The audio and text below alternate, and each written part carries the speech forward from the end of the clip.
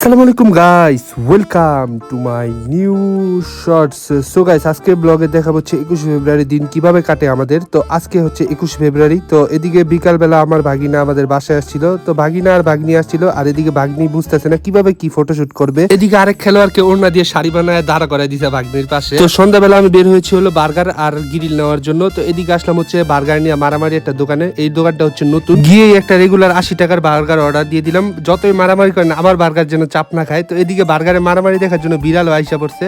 তো এদিকে দেখুন বার্গারটা মারামারি করে অনেক প্যাকেট করে দিল আমারে। তো এখন চলে আসলাম হচ্ছে নান রুটি আর গ্রিল নেওয়ার জন্য। তো এগুলো নিয়ে এখন ফাইনালি বাসায় চলে আসলাম, আর বার্গারটা খেয়ে দেখবো কিরকম। বার্গারটা 80 টাকা হিসেবে ঠিকঠাক ছিল, ভিতরে চিকেন কম ছিল কিন্তু মুখের ভিতরে বার্গারের সেরকম মারামারি হচ্ছিল। তো এদিকে আমরা নানটা খেয়ে দেখতেছিলাম, নান আর গিল।